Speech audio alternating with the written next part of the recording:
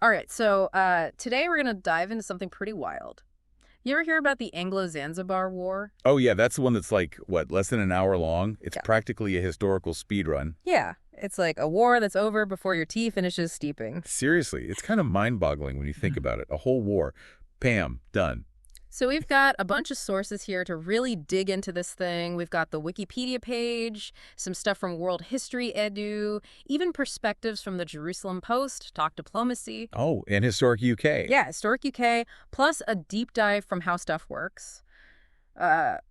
All sorts of interesting angles on this. It's going to be fun piecing it all together. Exactly. So the mission here is to figure out what actually went down in those crazy few minutes, what was simmering beneath the surface that made it explode like that. And I guess, what does it tell us about the world back then at the tail end of the 19th century? Like, how could a war be that short? Exactly. So to set the stage, we're talking late 1800s, the peak of what they called the scramble for Africa. Right.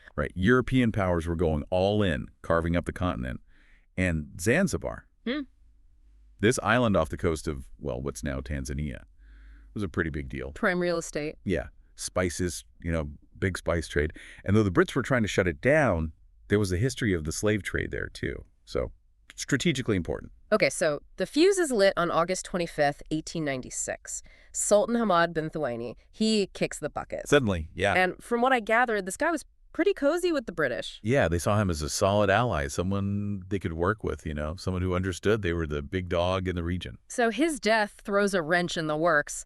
Power vacuum, and the Brits are not thrilled with how things unfold. Big time. Enter Khalid bin Barghash, the Sultan's nephew. And there's this cloud of suspicion, right? Some sources even hint he might have had a hand in the Sultan's death. Poisoning, maybe. Juicy. But, confirmed or not, Khalid makes his move. Straight into the palace, declares himself the new Sultan. Boom! Just like that. And that's the red line for the British. According to them, this whole self-proclamation thing totally breaks the 1890 agreement, the one that made Zanzibar a British protectorate. Basically, Zanzibar was under their wing, and they got to call the shots, especially when it came to who sat on the throne. Veto power. Exactly. Khalid didn't even ask. So for the British, this is a casus belli, a reason for war. And what's really interesting here isn't just the military muscle they flex, it's the sheer confidence they have in that muscle. They lay down the law, expecting everyone to fall in line, classic imperial power move. Do as we say or else? Pretty much. And they have their own guy waiting in the wings, right? Hamoud bin Mohammed. Right, the Brits' preferred candidate. Seen as way more cooperative, willing to play ball with their plans for Zanzibar. So Khalid going rogue. Direct threat to their authority, their whole strategy for the region. Wrench in the gears. Big time. So Basil Cave, the British consul, and Brigadier General Lloyd Matthews, who was both the Zanzibari Army Commander and First Minister, talk about wearing two hats. Yeah. They tried to talk Khalid down. Interestingly, this wasn't even his first rodeo. Oh yeah, some sources mention that. Tried this power grab thing a few years back after Ali bin Said died. Back down then. Right, but this time Khalid's digging in his heels instead of retreating. He starts gathering his palace guard right there in the palace square. By the end of the day, he's got like 2,800 men backing him up. That's a decent-sized posse. Yeah, but keep in mind, this isn't some crack European army. It's mostly civilians, palace staff, some hardcore loyalists. But there are about 700 Zanzibari Askari soldiers mixed in. Not a match for the Royal Navy, but still a force to be reckoned with locally. And they weren't messing around with just muskets and pitchforks. From what I saw, Khalid's crew had artillery aimed right at the British ships in the harbor. Maxim machine guns, the hot new tech back then, a Gatling gun, even a 17th century bronze cannon for good measure. Talk about anachronistic firepower. Right. And to top it off, two 12-pounder field guns.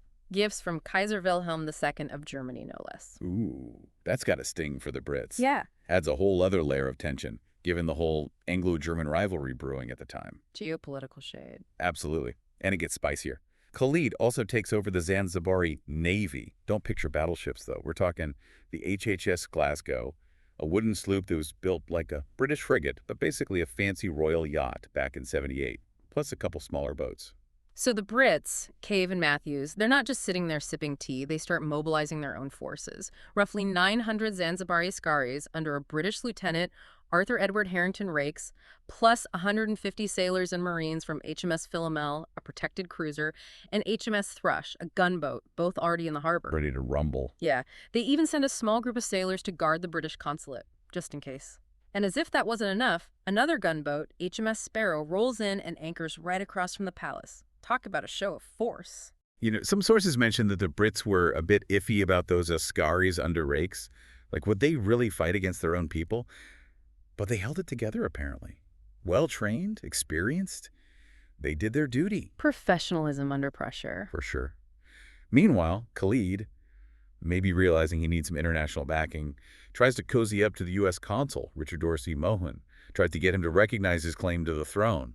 But Mohun's like, nope, not without the Brits, okay. Diplomatic cold shoulder. Basically. Shows you how the power dynamic worked back then. Cave, meanwhile, keeps sending messages to Khalid. Stand down, dude. Go home. But Khalid's not budging. He even announces he's going to officially proclaim himself Sultan at 3 p.m. that day. Throwing down the gauntlet. And Cave's response.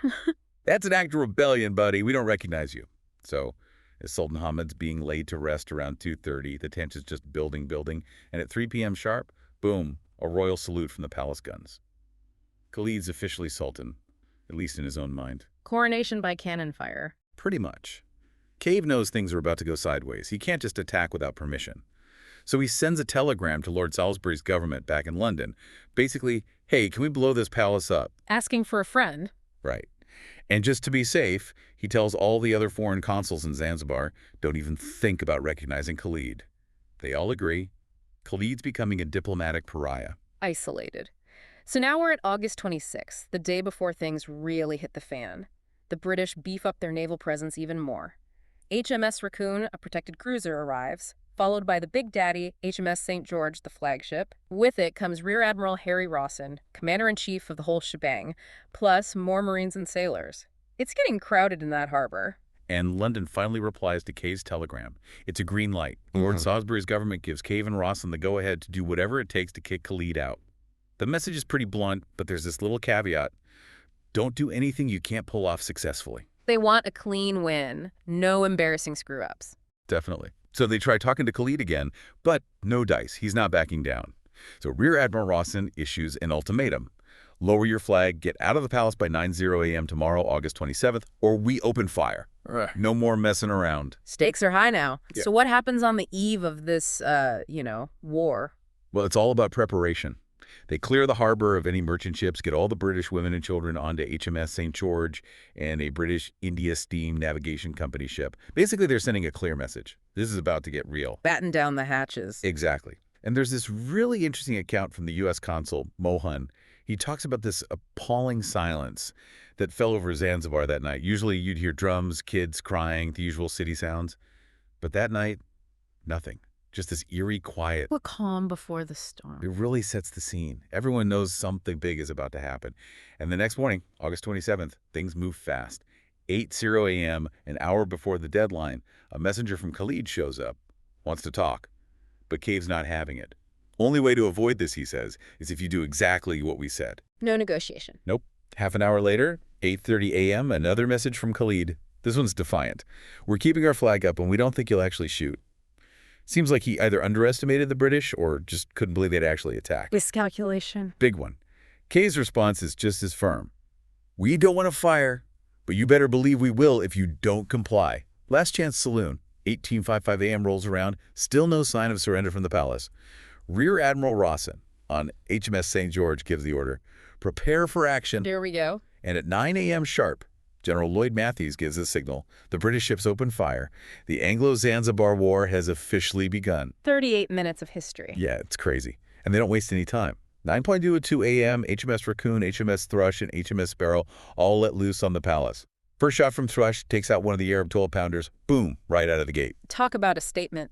Definitely sets the tone. Imagine being in that palace. It's mostly wood. And even though they tried to make barricades with whatever they could find, they're up against high explosive shells. There were reports of heavy casualties among the defenders, those palace guards, civilians, all those people. And Sultan Khalid, well, he manages to slip out pretty much as soon as the shooting starts, though some sources say he hung around a bit longer. A chaotic escape. Must have been. And there's a little naval action, too. 9:05 a.m., the Zanzibari Royal Yacht, the HHS Glasgow, decides to take a potshot at HMS St. George. Brave, maybe, but not so smart. The British return fire is swift and brutal. Glasgow goes down, although the masts are still sticking out of the water.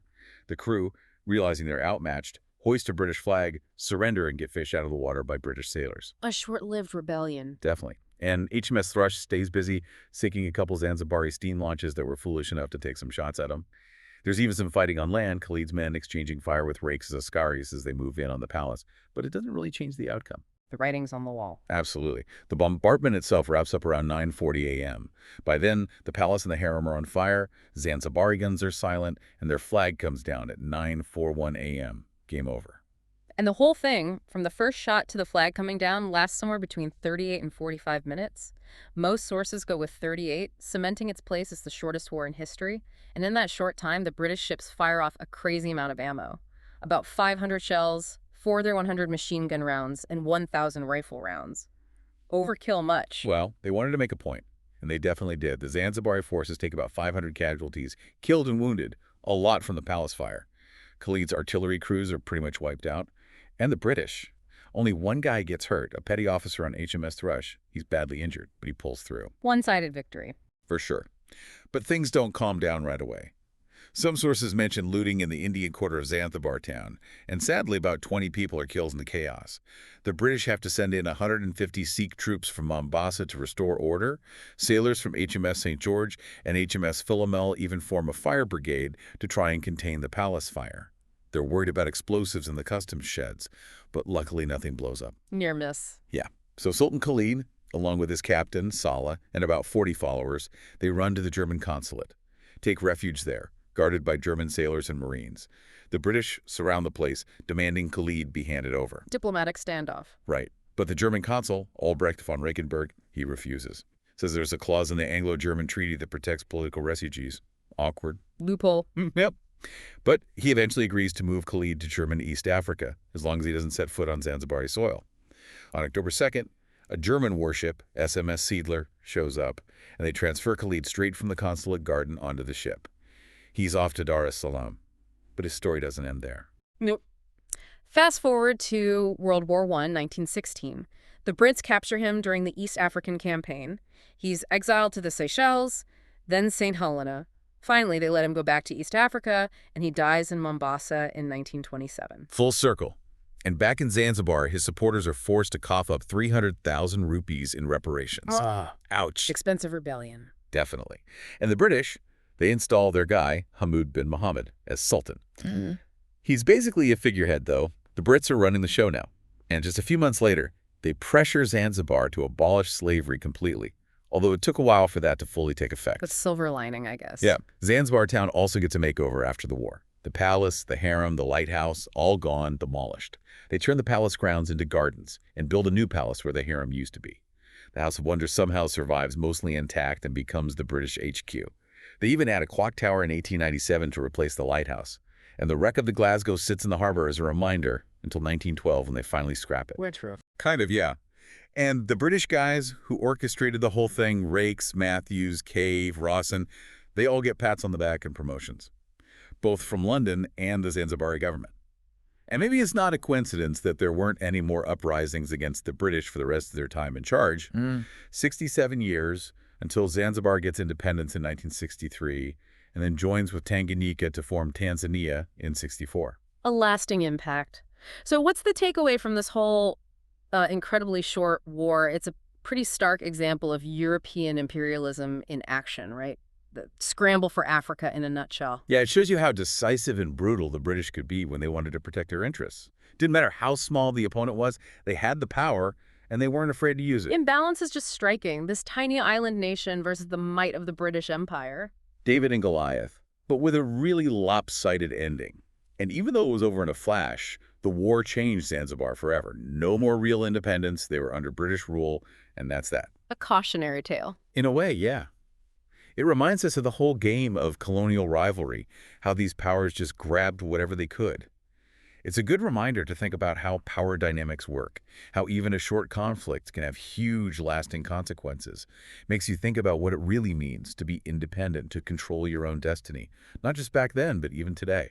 Yeah, lots to unpack there. Definitely makes you think about the scramble for Africa, the whole legacy of colonialism. Big, complex topics. Absolutely. Well, that was a wild ride through history. Thanks for joining us on this deep dive into the Anglo-Zanzibar War. Anytime. Until next time. See you then.